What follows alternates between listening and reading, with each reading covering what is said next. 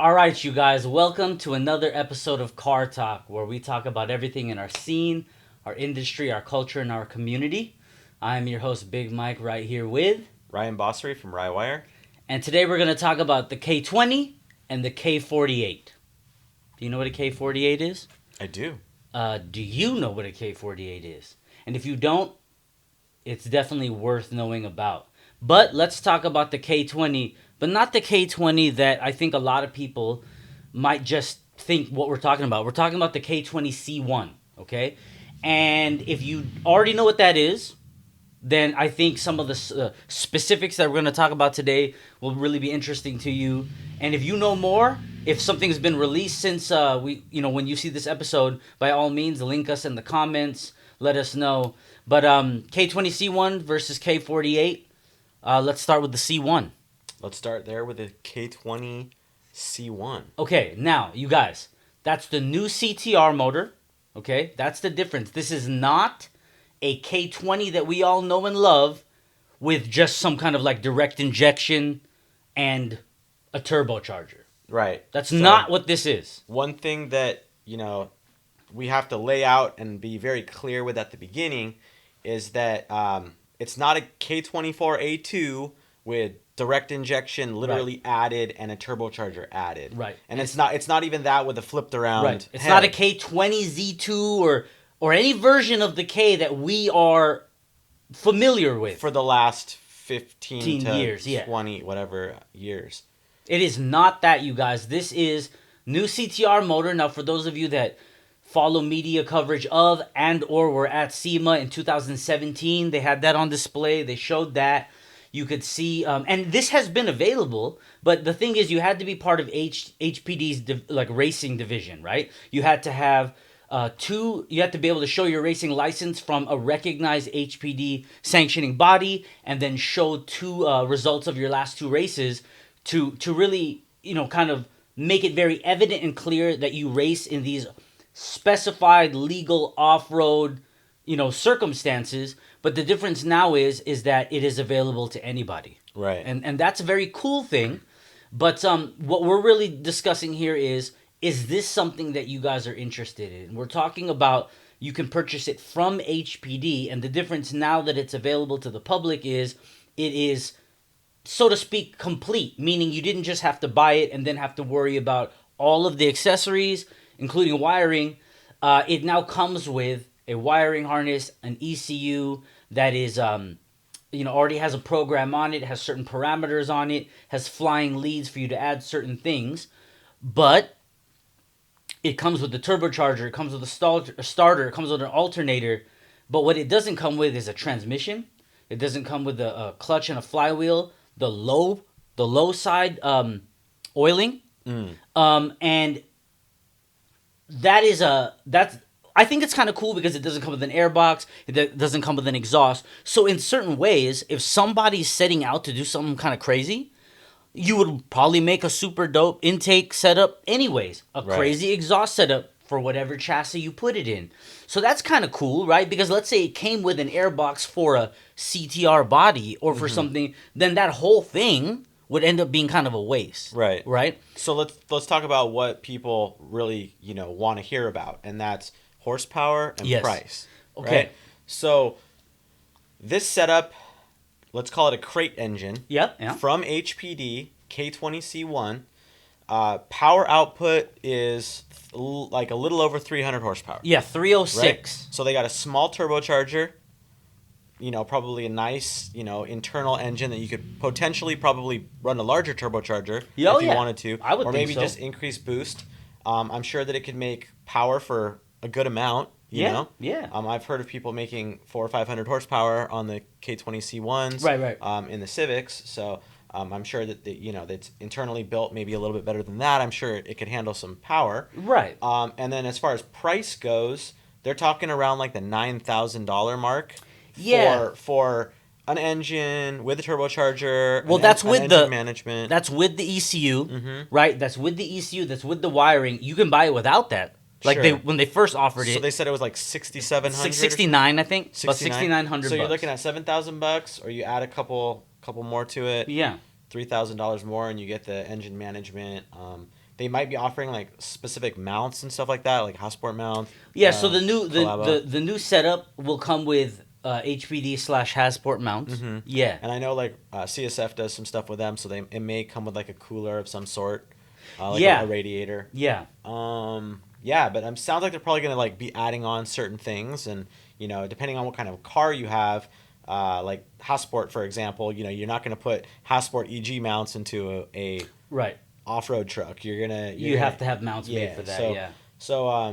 yeah, it sounds pretty good. I mean, the price seems like kind of a lot, but I mean, if you compare it to other crate engines, it's a pretty good value. Well, sure. I mean, okay, so this is the first time that Honda has provided a crate option to the public. Right. I mean, am I wrong about that, you guys? Has there ever been another situation where Honda or a specified affiliate like HPD has offered a crate engine to the general public? I don't think so. I think that as far as the Hondas go, the only thing that really is close to a crate engine is like a Spoon built engine. Sure, but that's an aftermarket. Yeah, it's obviously aftermarket. I mean, Spoon does very minimal to it, but it's still a Spoon. Spec, like, yeah, and so I think this is the first time that Honda has done that. And that being said, I think it is actually very cool. The technology, that motor makes 306 and it makes 295 between 2,500 and 4,500 RPM. Wow, okay. So we're talking about, with the way they designed it, with the size of the turbocharger, you're talking about 300 foot-pounds of torque right damn dead in the middle of your power band. That's nice. Well, starting at 25. I mean, that is very, very good power. I mean, it's killing everything in that regard. I mean, the turbo, especially because of the technology, they're getting smaller and smaller. I mean, before people had monster turbos because you kind of had to make these big powers. But we're talking about Garrett's G series, and they just first it was GT, then it was GTX, then it's GTX Gen 2, and then and they just keep being able to create more power in a smaller package. So when you look at the turbo on this thing, without even meaning to, you might just be like, this is a little small. It is a 2-liter motor, but you're talking about the efficiency. That's why I think turbo upgrades, you change an impeller, you might just change maybe your turbine housing, you'll get more flow, because there's still a certain amount of boundaries. I think that they're not creating the most ultimate maximum amount of power possible, right. Which means you could totally buy this, and like what we always do in the aftermarket community is, we want to modify it. Yeah, up the boost level. Just make more power. Come up with something cooler. Yeah. So I think that, and then obviously if you find a more efficient, the intake, the amount of power you make is, you could totally build an intake with this swap and reduce your power, because however they designed it, you're making less flow. Right. Maybe you want it to look cool, but it has a smaller circumference, or you know what I'm saying? So there's a lot of different ways that you can go about it, but the whole idea of having this setup, which, by the way, you need a transmission, you need a clutch, but being able to just buy it have, in that sense, everything that you need complete. It has the flying lead, so you can terminate it the way you want it to in the wiring. I think it's pretty cool. But we should compare it to... So, okay, that's a good point. So break it down, Ryan. As a motorsport electronics guy, I mean, aside from car talk, I mean, we're talking about Rye-Wire Ryan, right? So what would you say about someone who's thinking about those numbers, right? So 9,000 for it with a harness and an ECU. Right. Let's start there. Yeah. 9,000 for it with a harness, with some flying leads and an ECU, versus 67, 68. Yeah. And then, let's say someone said, okay, Ryan, I don't want the 9,000 package. I'll take the 67, 6,900, and I want to have you and Rye-Wire give me an ECU, standalone ECU, and wiring to complete the setup. What do you say? So do you remember, for the $3,000, what exactly do you get? You get an engine management, you get a flying lead wiring harness. CAN connection. Okay, that's part of it. And then what else is really incorporated with that? Do you know? I can't think of it. I don't know off the top of my head what that exact breakdown is. So power ground ignition, right? In that regard. No, I'm saying like further electronics, like components, like for 7,000 versus 9,000, is it literally just a wiring harness and an ECU, or is it some other stuff that you could potentially need? You actually also get the pedal. Oh, the accelerator You get an pedal. accelerator pedal, Okay. brake and clutch switches. Okay. Okay, so those are helpful. And I am looking at notes here because we are both very burned out. I'm burned out. I don't know if Ryan's burned out. So the So you get, all right. you get like little accessory stuff, sensors and stuff like that. So the difference between this is straight from Motor Trend's article, you guys. The difference between the original crate engine program and this updated version is this HPD controls package, right? The package, the Package. pause. What that comes with, right, is you get the ECU, which is developed and calibrated by HPD. Get the ECU. That has already a map that is for track use. So this isn't. Don't let this be like, oh, I'm buying an engine from Honda, and it has the factory ECU, and then we want to like Honda it and unlock it to make more. This, whatever it comes with, is already a track map, right? A track setup. So they've probably reflashed it. And whether it can be reflashed again for other power levels, like we don't know. Yeah, do you guys know that? Right? Has anyone who's kind of looked into this, if you are considering doing this, have you researched enough to know the answer to that? Because we actually I'm don't not know. sure. Yeah. It comes with this track mapping, which by the way also includes safety parameters, which are probably very good safety parameters. But like many safety parameters, like NOx sensors, many of us have eliminated those. So yeah, but like there's a lot of fail safes you could do with like fuel pressure dropping and stuff Sure, like that. sure. That And I'm it comes that's- with those. That's all the way. Yeah, that's already implemented. But if you had any standalone, you would be dumb not to incorporate all Right. that. So do you guys happen to know if this standalone, ECU setup that HPD offers with it, can it be?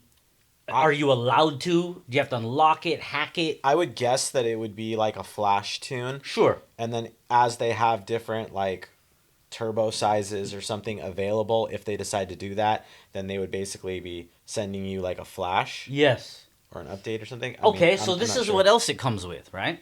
So it comes with the things that we've talked about, your ECU package. It comes with those things. It also comes with, flying leads for you to give Sure, power, sure. ground, That's- ignition, yeah. blah, blah. But it comes with radiator fans and a fuel pump. Interesting. Okay, that's helpful. Okay. It comes with an accelerator pedal with brake and clutch switches. And it has standard CAN data output. Okay. So really like, $3,000 for that. I think that, you probably couldn't quite get into like a Motec M1 Okay. and a wiring harness. So I'd say it's a pretty good value. Okay. But let's take another step back. What if you didn't want to choose the K20C1 and you wanted to go with a traditional K engine? Okay, so this is the kind of the comparison that I was interested in because, look, you guys, it's only a matter of time. What if Honda decides to run with this? It's only called a K20 for reasons that it has 2 liters and It's probably more of like a marketing thing for Sure. them. The K series is Honda's probably the most popular and maybe the best designed engine in the world, arguably. So if you have to design something else that has to, be direct injection and all these things and the head's flipped around and it's way different, but it probably is grabbing certain things that they've designed that they've felt are perfect and implementing that into this new engine and then rebranding it as a K series engine literally for the branding's sake. Yes. So that's just my hypothesis and thought on the whole thing. But I'm not an engineer, so I don't really know. Okay, so you couldn't quite for that price point get a one without electronics. Okay. And get a wiring harness from you and a Motec. But what other options could you imagine working within that price range? If it's got really popular and we could make large volume runs Okay. of the engine harnesses, then we could get it down to maybe like the $1,000 mark. Okay. And then you can get an ECU like a Motec depending on the package. And if that becomes a thing, you could probably get into like an M130, a package, and a wideband for like almost that much or almost that Okay, price. so how about this? Let's do this argument. Let's step back from an M130. What about what about an AEM Infinity or a Haltech? Okay, or what about something like an existing K series ECU and then Hondaed? There's still no way to control the direct injection. So maybe like the new Honda Flash for the factory ECU. Yes. That could be an option. Okay. And then you're kind of getting almost the same thing. I don't know. I'm just assuming. Hypothesizing. Yeah. So, uh, So right now, as of right now, from 6,900 to 9,000, it actually is a good deal in that regard. yeah, it's a pretty good deal. But like we got to really think about that. I think that we should compare that K20C engine to a K24A2 engine. Okay, for the sake of fluidity and being linear, let's do. I know it's just let's do K20 versus K20 because Okay. this is a 2 liter. Okay, sure. So going to a K24, let's just keep it A K20A Type R engine. Is that what you're saying? yes, a K20R motor, the one that everyone loves right now. Yeah. Right, aside from people doing K24s, K20R, K20C1, which is a K20R, but it's a C1R, not. Sure. Okay, anyway, so K20 to K20C1. Yeah. So the K20 Type R engine. Yes. Is going to be the K20 the older K engine. Yes. Is going to be used. It is. The K20C is going to be new. Yes. 0 mile versus Right. 40,000 kilometers. And then you're paying that Type R, the older Pricing. engines inflated price. Yes. Just because they're harder to get, they're only in 02 to 04. But let's say that you grab something that's a US based engine that are a dime a dozen and they're less than $1,000. Okay. Okay. You grab one of those and then you have a good engine builder go through it. Yes. That could be a couple $1,000, right? Yes. So maybe you're at like the $3,000 mark Okay. for like and then you have to get a turbocharger, Yes. right? And a manifold. Yes. And then you have to have room for your engine management, which you don't need to have a Motec to control the direct injection now, Nope. right? So then you have the direct injection that you don't have to worry about, and you could run something like an AEM Infinity, K Pro, Yeah. or one of the more simple like the actual M130 Motec or something like that, right? So Okay, well, let's do pricing to pricing. A K20R, as of right now, one of the most common and revered sources for a Japanese version. Now, we're not talking about finding a US one. It would be H Motors. They have them on the site for $5,500. wow, okay, Now, hold on. they're fetching a premium. That's tranny as well. Remember, okay, right. this HPD package, there is no transmission or clutch. Okay? So that's really a $4,000 engine because the K20R Trans is a good $1,500. Okay, so right now, motor ECU, which it's the OEM ECU, but a K20R with the transmission, $5,500. Okay, so let's estimate $1,500 for the transmission so we can be about equal. So 55 minus 15, 4,000, right? Versus 6,900. Okay, and then. But one's turbocharged, one's not. So, okay, 4,000, 68, 6,900. So 4,000, you get an intake manifold, $700-800, right? You get an intake manifold, you get a turbo manifold, $1,200, right? So we're starting to get real close to $6,900 really quickly. You know, the interesting thing is when I first started thinking about this, I was like thinking that the older K series was going to kind of be like hands down the better direction. And as we're doing the numbers. And then now when you really start thinking about the numbers, you're like, damn, the K20C, I mean, granted, maybe the potential isn't quite there. I don't know, because, for tuning and adding a bigger turbocharger and stuff. But still, it seems like a pretty good value. Well, okay, you guys, direct injection is still very new to a lot of people. And there's only so much you can do to a direct injection motor right now. Sure. I'm sure someone will always find a way.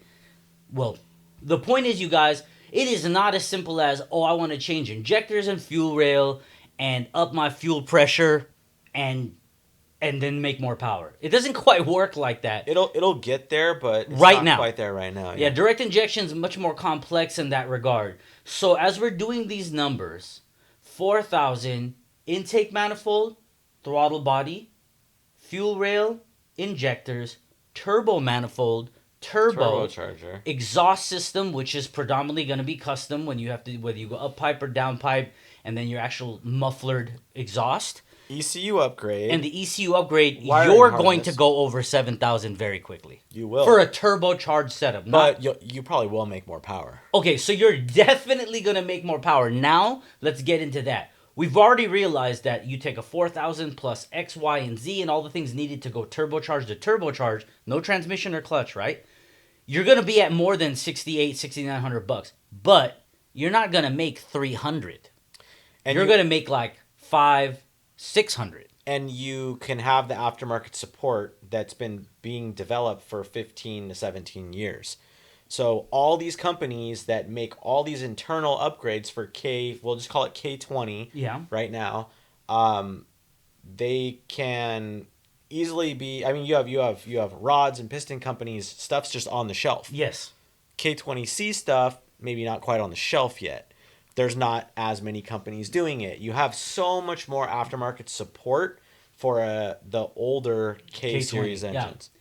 So, I mean, I actually don't even know how much a trans would be for that K20C1. I don't either. And I don't know how much a clutch would be, but let's just take $1,000 for a twin disc or like a nice high-end clutch. Sure. Does it need to be a twin disc? No, but whatever. So let's just say $1,000 and a transmission is...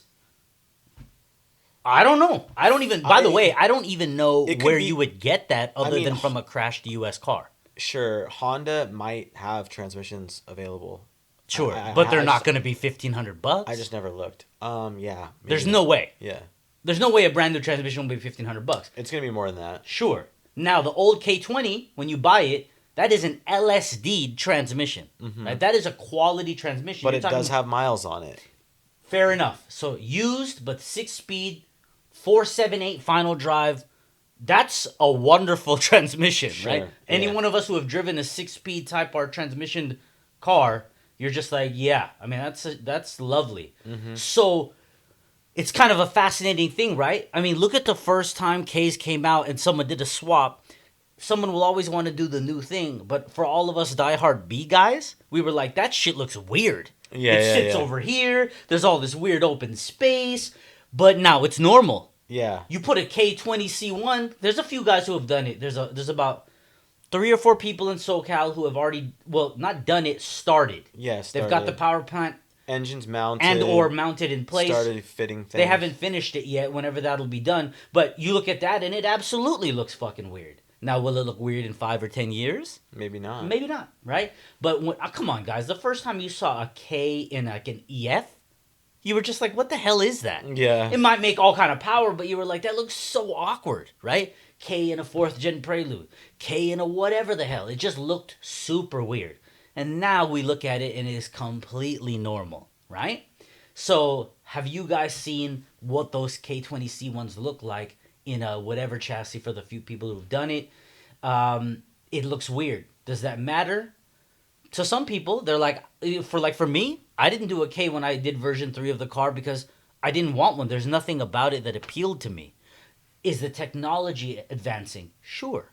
Does it make more power and have higher power potential? Sure. I just didn't want one, right? So do you guys, let's say we did the numbers and it totally makes sense to go with this HPD package. How many of you are like, I don't care. I don't want direct injection, or forget technical. I just don't like the way it looks. How many of you guys feel that way?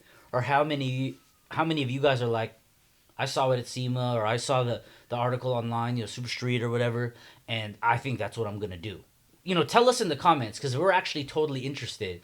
But like Ryan was saying, from Ryan's perspective, if enough people want to do it, he's going to make an option. Yeah, and it could bring the price down. Because you go from doing a one-off custom gig, which is like thousands. Yeah, through me to do a custom loom, it's it takes us all week to do it. Yeah, there's multiple people doing one loom, and it's like $3,000 easy minimum. So $3,000 for a loom, that's that was the whole budget for the ECU, the harness, like everything. And through that's the just for HPD. the wiring. Yeah. So in that context, having a custom wiring harness made if you brought a C1 plus an ECU, that puts the HPD package by numbers as the better deal. If you wanted that though. And right? there's not very many performance aftermarket ECUs that do direct injection. Right That's now. only as of in the last few years that anything has really been available. So you're really looking at like, Man, when we first started doing this, we kind of really did think it was going to be a walk, like an easy walk in the park Yeah. for the K20 that we all know and love to outmatch this setup, and it is not that way monetarily. Now, some people don't care. they want the power, then you go with the older engine. You go with the older engine. You do build it. You dude. boost The guys it. right now, you get an all-wheel drive transmission setup on a turbocharged K20, K24, and you're killing 95% of cars on the road. Yeah. And so some people right now are like, dude, I did not go from a B to the new K to then be like, oh, there's a new K. Like, I'm all about K20R. Yeah. Right? I mean, even like you guys, which one is it? Tell us, right? Did the numbers matter to you? Did the way Ryan and I broke it down, did that change something for you? Or were you just like, I wasn't even interested in the C1 to begin with? Or what you guys just said pushed me over the edge, and now I'm like low-key considering buying this setup from HPD, right? Let us know. We're truly interested. I'm actually like surprised. My thoughts right now are like, wonder, like it's totally, it's changed since 40 minutes ago. Yeah, no, for real. When we come back, we're going to talk about another K, and this one is not from HPD. This is a gentleman who, interestingly enough, started the project and that it really kept in going because of a major health condition. You caught that? And this engineer has created what he calls the K48. And if you don't know what that is, does it sound fucking cool? Because it is fucking cool. So when we come back, we're going to go over the K48. We'll see you guys in a moment.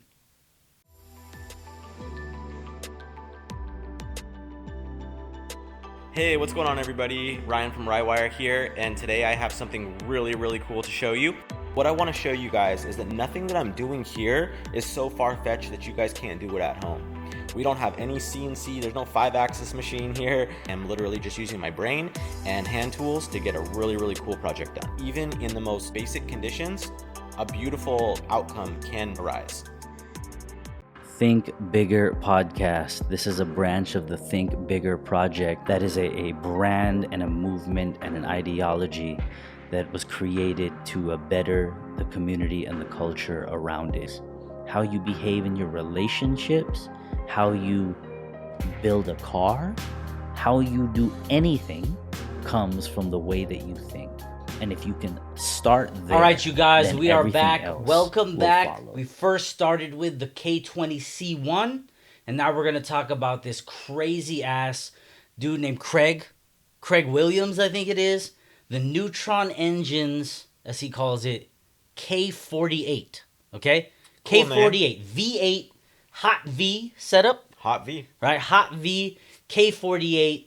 Why does he call it K48? I mean, he started with K24 heads.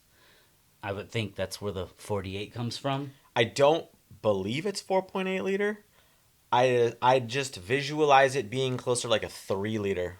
Sure. Because you know why, actually? There's a company in Australia that actually has a very similar thought process. I don't know if you're familiar with this. There's actually 2 companies, but the one I'm most familiar with is called Synergy. Okay. And Synergy, what they did is they took a little custom 3 liter custom, billet block. And so their design. Their designed block. Billet block, all right. Their designed crankshaft. Okay. And they put 2 Hayabusa engine heads on it. From the motorcycle. Mm-hmm. So you got, because the Hayabusa valve train, cam profile, and airflow is all really good. Sure. It's modern technology. It's a really good head. So they took these 4-cylinder Hayabusa heads, and they put 2 of them onto a custom CNC'd V8 block with a custom crank, and a custom angle and everything, and it's a really really cool engine. Makes a lot of power. Yeah. It revs, it revs 10, 11,000 RPM, and makes. They have different packages and levels, but 3 to like 500 horsepower.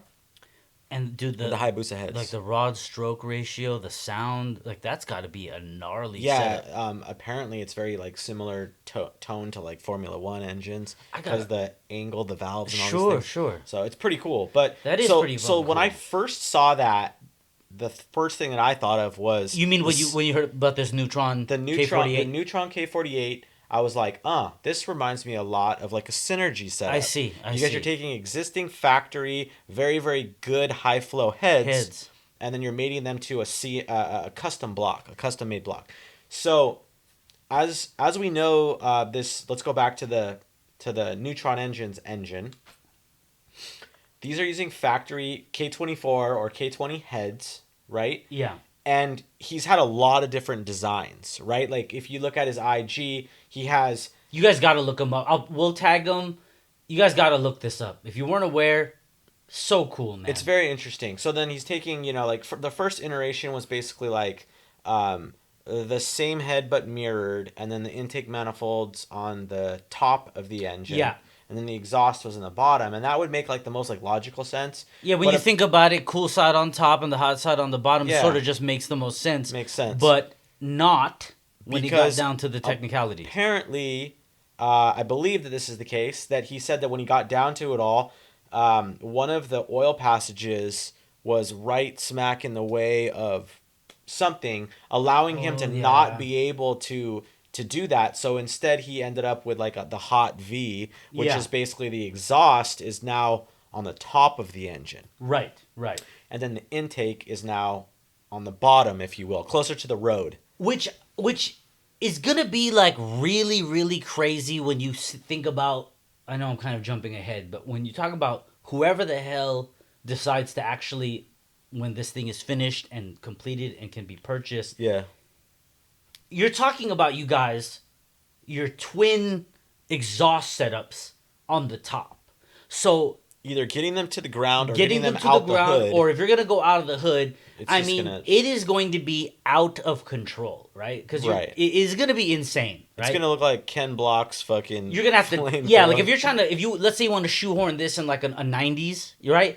You're gonna have to move your firewall. You're gonna have to move your windshield, or or just do some like nasty pie cutted 90. How are you gonna go around your subframe?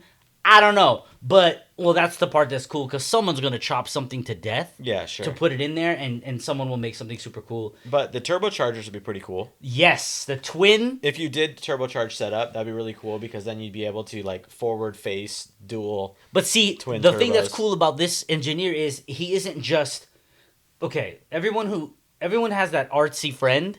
Engineers can be really weird people.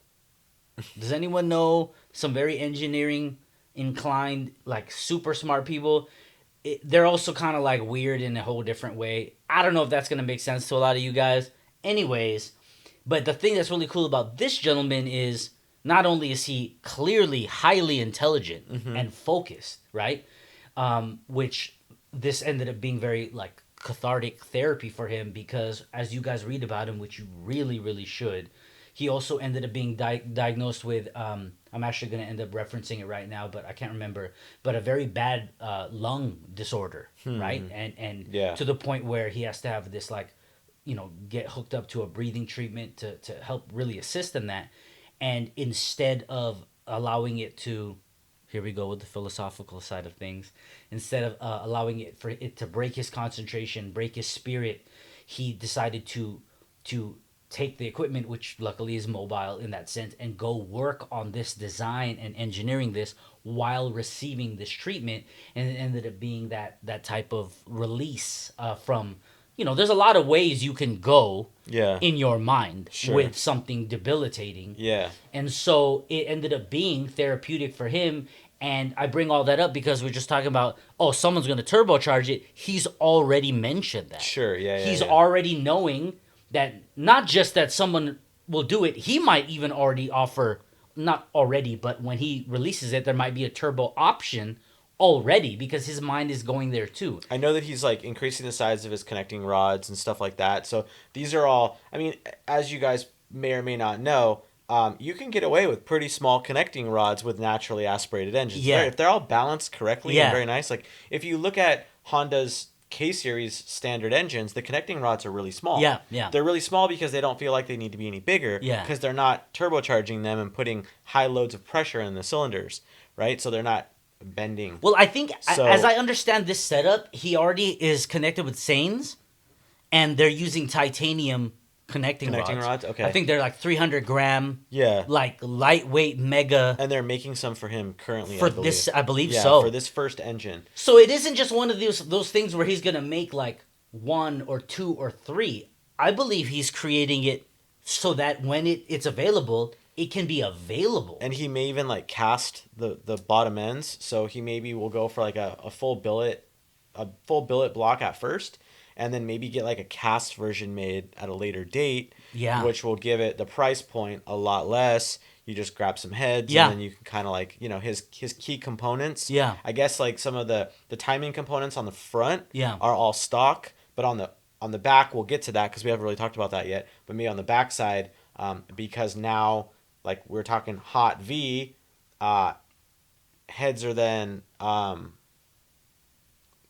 orientated where there's another chain on the backside. On the backside, on yeah. the transmission side. You know, so I think it'd be kind of cool as we follow. You know, you guys please check out Craig Williams. I'm interested to see if he'll offer all of the proprietary stuff, including his block, Sure. et cetera, et cetera, et cetera, and allow you to get your own K24 heads and then just, you know, attach. I'm very interested, or if maybe he'll only offer it whereas he sourced the heads and mated it all together, or his umbrella company, or however, you know, Craig chooses to do that. Because in a lot of cases, I think that there's a lot of like liability for stuff. So if you give people the means to DIY and they don't put together the system It's properly, worse or better. it would be more liability for that engine builder, and also, you know, this gentleman. So he Neutron might have to Engines, do it as a complete setup. he might have to offer it as just a complete built engine, where he either does core heads, or I guess he's working with another tuner to develop heads that are already ready to go to his specs. Yeah. I mean, you guys, you're talking about an engineer who this is what I think is kind of cool, right? For the hardcore Honda guys, we're just loving the fact that it's called a K anything, right? K48 using Honda cylinder heads. And I think that there are some people who are going to look into this, like seriously look into it. A lot of people will talk about it. This is not going to be an inexpensive thing to do. So He said something about like he's gonna be like probably like 40 racks deep sure. in this engine setup. Yeah. Which is totally makes sense. Yeah, like, you know, when we were talking about in the first segment about crate, you know, setups, I mean, this is not a crate setup, but in a way it is, because it'll be a complete, you know, power plant. You know, you could, you know, other companies, American companies have been doing that. Mopar with the Hellcat, right? I mean, that's a $20,000 setup. Yeah. So people have been doing it, and anyone who wants to do it is going to do it regardless of how much it costs. So if he's into it 40, what is he going to have to sell it for to make it worth it from the way he decides will be worth What it? he's going to have to do is he's going to have to start casting parts and He has to. bringing the price down. So that way he could maybe sell it for 40 and he can make his profit. Yeah. And then everybody be happy. I mean, hell, you know, there are people who've always put out programs and apps for free just to contribute. Mm-hmm. What if the man's just like, I don't care about making money, maybe just make my money back? So at that case, let's just use 40. How many of you guys would get a hot V, right, V8, K48 to do on a swap if it was $40,000?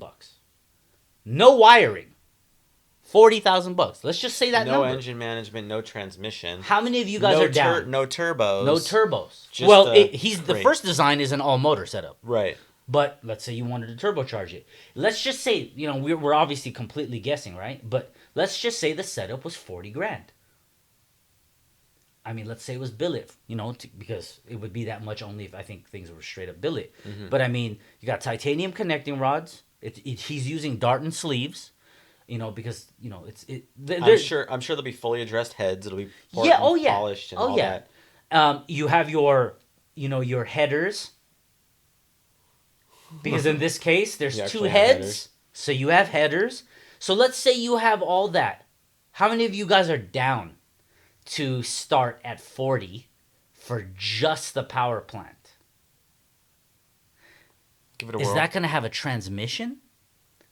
We haven't even talked about which transmission. Is it going to adapt to like an Audi, a CD 009, like which transmission can handle that? BMW. Right. S2000. Yeah, what is he going to use, or what would he suggest? Or is Because it only going to be like a sequential? would it only make sense to use a sequential, which is jumping you into a whole nother realm of cost? Like if it was like a $20,000. oh yeah, sequential yeah. I transmission. mean, whether that be I mean, there's a few companies who would easily be able to make one, but anyways, you guys, we're talking about an engineer who's sitting there, inspired by other engineers. He's not a Honda enthusiast. He's an engineer, and he's looking at the engineering of things. And at first, I think he wanted to make a Ferrari. a Testarossa. Testarossa. As an engineer, he wanted to make a replacement or a better flat 12 Yeah. for a Testarossa. So he's like doing the numbers, looking at different components, and I think it was going to start with like an E46 M3 block with like a Bentley crank. And this is just the stuff, because could you make your own crank? Could you make your own block? As an engineer, he could, but you're talking about the costs would just be astronomical. So he's taking these different components, and then I think the cost is what made him realize, this is not even a possible thing to do. Yeah. Not to sell, to even make. The amount of machinery, the size and stuff. So he ended up having to fall back, and as he did that, he ended up coming to I think he even looked at the 4G63 as an option, and in the end, he came upon the K24 specifically. I don't know which K24. I mean, K20 and K24 heads are very similar. Very, But very, specifically, according to him, K24, and I don't know which K24, but I would presume it's that 3-lobe TSX-ish one. Yeah, probably. Probably, right? Yeah, that one would make that the one. most sense. Yeah, so anyways, and hence the K48, right? But I think it's sort of cool how an engineer, solely from an engineering perspective, versus being maybe a Honda enthusiast slash also an engineer. So maybe even subconsciously, you're sort of just trying to make Honda stuff work. Yeah. You know what I'm saying? Right. But he's just like numbers and displacement and physics, right? So that says something. The fact that he could have It absolutely does. I mean, he could have chose another Hayabusa style design Sure, if he wanted to. sure. And he ended up using these K heads and building his own, engine, which is like, I think he's 5 years into it, you guys. 5 years every day. So I mean, just to run into problems where he has to literally flip the head back yeah, around and stuff. right. Because in the beginning, that would suck, dude. In the beginning, it was intake cool side on top, exhaust on the bottom, which would make that would be better. Okay, better. And because of these, talking about this and harmonics and this rod and the crank, just all of this super fucking running cool into shit. oil passages that he can't get around. You can't get around, right? And then he's just like, all right, well, the solution is, right? Just fucking flip it. And so it ended up with, the hot side on top. I mean, what's another setup that's like that? I mean, that's a very F1-ish, okay? Who else did that? Did the Pantera have that? Maybe the exhaust was it up like, dude, I don't know. I'm not like super familiar with some of those like older. And we also don't really supercars study and stuff. V8s and stuff like that. Yeah, I don't really do that as much, but I mean, I just know typically you got your intake side on the top, and then you have your exhaust out the floor. Yeah, yeah. So here we go. As I'm looking for it, okay. So Craig Williams, he decided by using K24 cylinder heads, he saved himself the time-consuming labor of developing and producing the most complicated component, the cylinder head. And he deduced that the K24 heads would provide his custom block with what it needed to create this setup. And I am 100% sure that this is going to be fucking incredible, okay? I mean, can you guys imagine? I mean, not that it really ended up with having to matter to the person who's just trying to create something cool, but can you just imagine though if you saw this crazy V8 and you just saw two K20 heads just sitting there like that? For Honda car guys, that would probably just be extraordinarily like Yeah. loin tingling, and then Yeah. obviously it fires up and it's just like good God. So he hasn't either because he just hasn't tried to calculate that because that's sort of not the necessary final thing to do right now. But his estimation is that this setup will make all motor 700 and rev to 10. 10,000 RPM. I don't think it'll have any problem revving to 10, and that's also why I think that there's probably a very low displacement, Yeah. because generally the general rule of thumb is higher revving, lower displacement, right? Yes. So I would guess it's probably like a 3 liter, Yeah. but I could be totally wrong if you guys know. He may say it somewhere, I'm not really sure. But yeah, displacement is something that I'm very curious about, because that, it could be a 5 liter or it could be a 2.5 liter. Yeah, You know? I'm trying to find it right now because I actually am super interested in what the displacement would be. I don't know, but I couldn't imagine it being bigger than like a 3.2 liter. That would be my guess. Oh, do I? If any of you guys know, please let us know. I'm cheating right now trying to find it. I can't find it right now, but okay.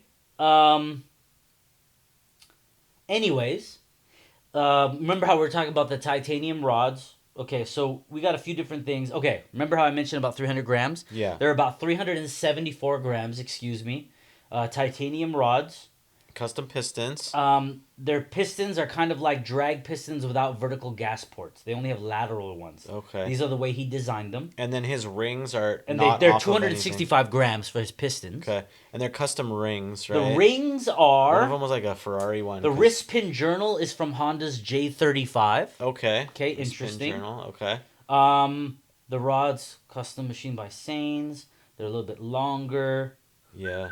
Let's see. This creates smoke. Okay, dude, you guys, it's so fascinating. Even if you don't know what half this shit means, it's if there was ever a reason to make you want to nerd out on on technical engineering terminology that you honestly you wouldn't really necessarily ever look into on your own, this engine and this guy might just be the perfect one for you Honda guys. I fucking find it fascinating. Mm-hmm. I'm not an engineer by any means, but this dude and people like this with these kinds of minds, it's so cool. It's the only way that we can advance as like community, is to have people literally. This is the biggest problem. This dude is either gonna be a huge hit or he's gonna fall on its face, Sure. right? And everybody's hoping that it's gonna be a huge hit. But either way, there's no doubt that this dude is gonna spend $40,000 to $100,000 investing of his own money, And he's already 5, so 6 to 8 years yeah, of his all life. this time, all this money invested, and he's either gonna flop Right. or he's gonna be a huge success. And that sucks, but it's the truth. Well, in the sense of aftermarket sales / support, in that sense, if people buy it. But I kind of feel, and I don't know Craig Williams, you guys. I haven't. We don't know him. I mean, I'm gonna just go and say this. I kind of think that he doesn't care. Yeah. My guess, and that's the way it ought to be. my guess and hope is that the guy is can't just care. artistically / mathematically / mechanically expressing himself, being creative, keeping his mind going, and I'm not even talking about because of the whole therapeutic angle, because he started this well before the medical condition. Yeah. I feel like somebody like that is doing it simply because they find it interesting to do. They create these issues in their mind with flow this, placement of that. I want to create this. I want to do that. This hasn't been done. Well, I believe I can figure it out.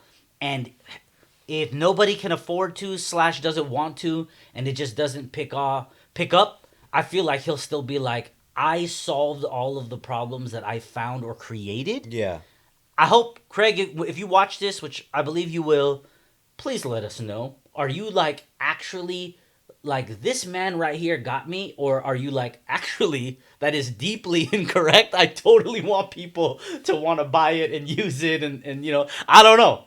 What do you guys think? Have you guys read about this? Do you know about this Neutron Engines K48? Do you know about Craig Williams? Did you start following this? Because he does put this out online. You can listen to him talk about it. You can, find the social media. Do you guys know about it? And if you do, let us know because we're deeply fascinated. I mean, depending on how much it costs, I'm kind of down, dude. Whenever you finish it, Craig. I'll build a car around the engine. Yeah. No. This is one of those things that you build a car around the engine. Okay, but to answer your question, Ryan, I did find it. So, we're talking about a guy who wanted to build something better for a Testarossa and wanted to use a Bentley, crank with E46 M3 heads on his custom block. So you got all of these crazy names. M-Line, Bentley, Testarossa.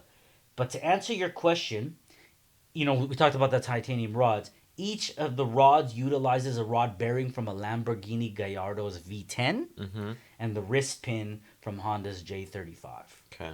So fascinating how he's finding these existing highly engineered parts that, an OE. But that's good because it's going to bring the price down a Sure, little bit. sure. Because if he had to make every one of these things, the time it would take and the cost, this shit would be like a $350,000 engine. But I just, the crankshaft and rods are custom machined. Yeah. Just straight up custom, his design, But his crankshaft design, it's being produced in the UK. He's from the UK? No. No? He just sent it to a spot in the UK for the crankshaft. Okay. And let's see, the last design challenge he found as of this particular article was the water jackets, and he wanted to. It was water jackets, not oil jackets. Yeah, water jackets. Okay. So he ended up going with Darton's mid sleeves. Okay. Because, let's see, he saw that. Well, the way. Oh no, Darts. Oh, Darts mid sleeves, which are inserted into the block, kind of as a reinforced sleeve type. So Darts mid sleeves. So he did it that way. That's the solution he found right now. And then getting it out of CAD into real life. Because it's all in CAD. And he had said that his rods and pistons and everything are currently on order. Okay. And I guess next is, he says he has to get his block CNC'd, get his design finalized, and get the block cut. Yeah, he was an expensive cast block or an overly complicated billet block. Huh. The Neutron Engines K48, as he dubbed it, okay, will end up with 90 millimeter bore. Okay. 99 millimeter stroke, giving it a displacement of 5 liters. See, that was the high side of what I was saying that it could be. You guys, the fucking potential on this thing, my God. And that's where it's probably making all that power. A quad cam V8 around 5 liters. Okay. And that revving already, to 10,000 and revving RPM. to 10,000. You guys, we're talking about a 5 liter, 10,000 RPM V8. Damn. This shit's gonna be crazy. Yeah, that's a lot different displacement. That Synergy one that I was talking about, the Hayabusa, that one, I think they had it in like a 2.8 liter and then like a 3.4 liter or something like that. So that was definitely on the high revving, low displacement end, and that's why it did kind of sound like a Formula One engine. So this is not gonna sound like a Formula One engine. This is gonna sound, I think, a bit more. You know what? I'm actually deeply fascinated. Now, the audio exhaust note is, for certain engineering, highly important. Like, for example, how many of you guys remember the HSV, right? You guys remember Honda's HSV. Now, by the way, I still think that is one of the greatest Honda-looking vehicles ever. But it just, for all those different reasons, it didn't come to pass. But one of the prime parts when they were designing and redesigning that, if you guys read about the Honda's HSV, was they wanted it to sound like a Honda. So they kept revamping until it had the note, the exhaust note, the sound that they believed the Honda should have, a Honda of that echelon. Yeah. Now, I don't believe that the exhaust note in that specific sense would kind of be something that Craig would be overly concerned about. Yeah, because I think that he's trying to work with the Ferrari engines, V12s and stuff like that. I don't think that he's going to be like, oh, well, it doesn't sound like the way I thought it should or could, so I want to change it. I think it's about solving number issues, right? But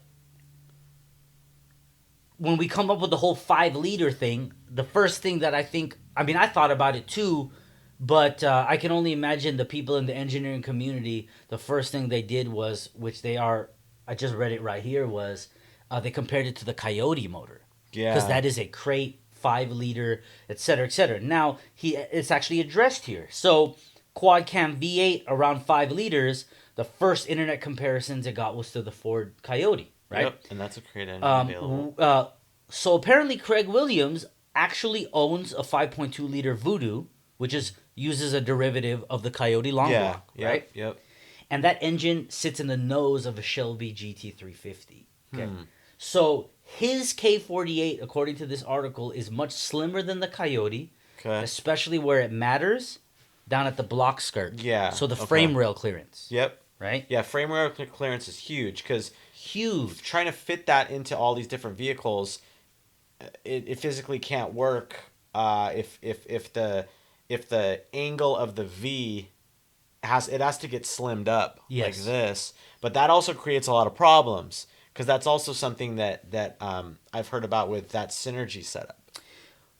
I'm very It's the interested. angle of the pitch of the engine. I'm very interested to see how Craig solves that, but then again, for the sake of argument, that's not really his problem to solve. Right. Because if you're gonna just build a car around it, you'll make it fit Sure. regardless of frame clearance. This kind of thing isn't like I'm trying to have this fit in a car of a specific type. In fact, he's talking about how, I don't know, direct quote, only time will prove which vehicle is the first to receive a K48 swap, but Williams imagines his engine powering everything from a 997 911 to a Lotus Esprit. I could think of a few different other chassis I'd put that bitch in. But, the medical condition, you guys, what he ended up being diagnosed with is something called bronchiectasis, which, long story short, it permanently damages his lungs. Anyone's lungs who has it. So he has to get hooked up, and like we mentioned before, it spurred him to complete or continue completing this setup because he would just take that breathing treatment equipment into his office and just go. He calls it his crown jewel, and the sound of it, the look of it, the engineering, as much as we've looked into it, I mean, I salute to you, Craig. I look forward to completing you completing it, and and receiving the and your first engine. And we're gonna just call you and see if we can see if we can do that. So, anyways, you guys take the time to look up Mr. Williams, Neutron Engines K48, HPD K20C1. Let us know what you guys think. Do you love either one of them? Do you hate them? Do you want both? Do you want none? What would you put them in, and why? And when are you gonna do it? Let us know, Ryan. That's it. You guys, we appreciate you. Please, as always, do not hesitate. It doesn't matter what it is, constructive, angry, happy. Put it in the comments. We will read it and we will respond to it, okay? We appreciate you guys joining us for another episode of Car Talk. We'll see you guys on the next one.